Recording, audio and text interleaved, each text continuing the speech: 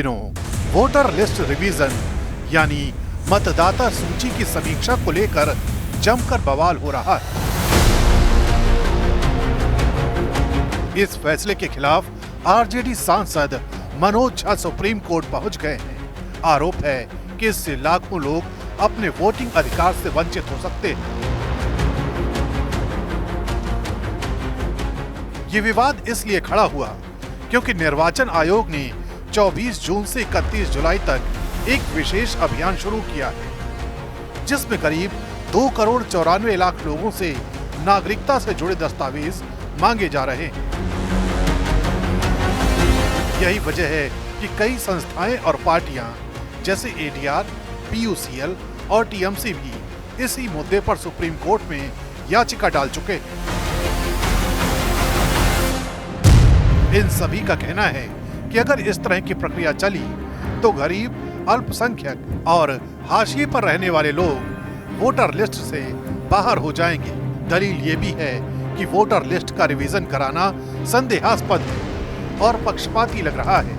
इससे चुनाव प्रक्रिया की निष्पक्षता पर सवाल उठते हैं। विपक्ष का ये भी कहना है कि इससे चुनाव में धांधली या वोटर लिस्ट में हेराफेरी की जा सकती है।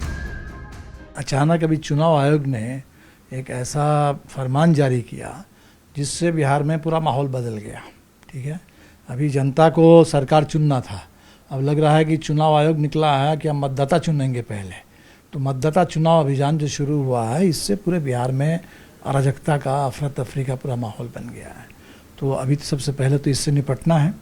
हम लोगों ने कहा है चुनाव आयोग से कि इसको वापस लीजिए। हम लोग मिल करके भी चुनाव आयोग से कहा, चुनाव आयोग ने कुछ सुना नहीं। इस विवाद पर चुनाव आयोग ने भी अपनी सफाई पेश की है। आयोग का कहना है कि बिहार में जो वोटर लिस्ट रिवीजन चल रहा है वो कोई नई या अनोखी प्रक्रिया नहीं है।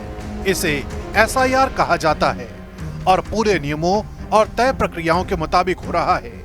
ये प्रक्रिया देश भर में लागू की जा रही है, जिसका उद्देश्य सिर्फ मतदाता सूची को दुरुस्त करना है ताकि आगामी चुनावों में कोई गड़बड़ी ना हो। आयोग का दावा है कि इस अभियान के तहत अब तक 1 करोड़ 69 लाख नामांकन फॉर्म इकट्ठा किए जा चुके हैं, जो बिहार के कुल वोटरों का करीब 21.46% है। चुनाव आयोग का कहना है कि अफवाहें फैलाई जा रही है कि लोगों को लिस्ट से हटाया जा रहा है।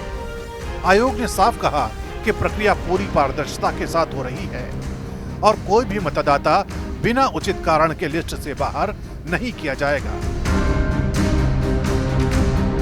कांग्रेस अध्यक्ष मल्लिकार्जुन खड़गे की ट्वीट के बाद आयोग को सफाई देनी पड़ी, जिसमें आयोग की तरफ से कहा गया कि नागरिकता के दस्तावेज मांगना एक सामान्य प्रक्रिया है और किसी विशेष समुदाय या वर्ग को निशाना नहीं बनाया जा रहा है।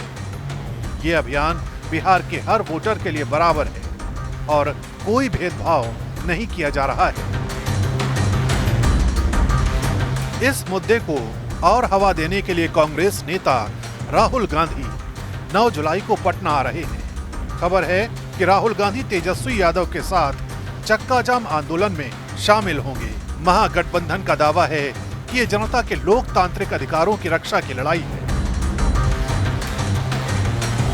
जो वहाँ की पॉलिटिकल पार्टीज जो आशंका, जो सोचती हैं कि उनका वोटर के साथ भेदभाव होगा, इस समय जब बाढ़ होगी और अचानक चुनाव सामने आ गया, कौन अपना बर्थ सर्टिफिकेट ढूंढेगा? आप 20-25 दिन के अंदर 8 करोड़ वोटरों को आप नई वोटर लिस्ट बना रहे हैं। आप कल्पना करिए कि 1 महीने के अंदर 8 करोड़ वोटर्स को नई वोटर लिस्ट बनाना कितनी बड़ी एक्सरसाइज है। ये एक्सरसाइज 1 साल पहले क्यों नहीं की गई, 6 महीना पहले क्यों नहीं की गई, आज ही क्यों की जा रही जब चुनाव बिल्कुल सामने है? तो इसमें कहीं ना कहीं सोची समझी रणनीति है। इलेक्शन कमीशन जो वेरिफिकेशन वोट का कर रहा है, उस पर बिना बात के विपक्ष की पार्टियां विवाद पैदा कर रही हैं। किसी को विवाद करने की ज़रूरत नहीं है, किसी का भी वोट काटा नहीं जाएगा। ये वेरिफिकेशन है, जो वैलिड वोटर हैं उनको किसी को भी डरने की ज़रूरत नहीं।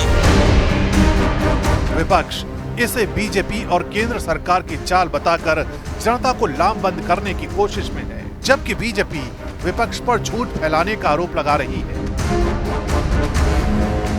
बिहार में निर्वाचन आयोग द्वारा चलाया जा रहा विशेष संक्षिप्त पुनरीक्षण अभियान 22 वर्षों में पहली बार हो रहा है। ये एक जरूरी प्रक्रिया है जिसका उद्देश्य मतदाता सूची को स्वच्छ, अद्यतित और विश्वसनीय बनाना है। कुछ लोग इसे जानबूझकर बहिष्करण की कवायद के रूप में पेश कर रहे हैं, लेकिन तथ्य कुछ और ही कहते हैं।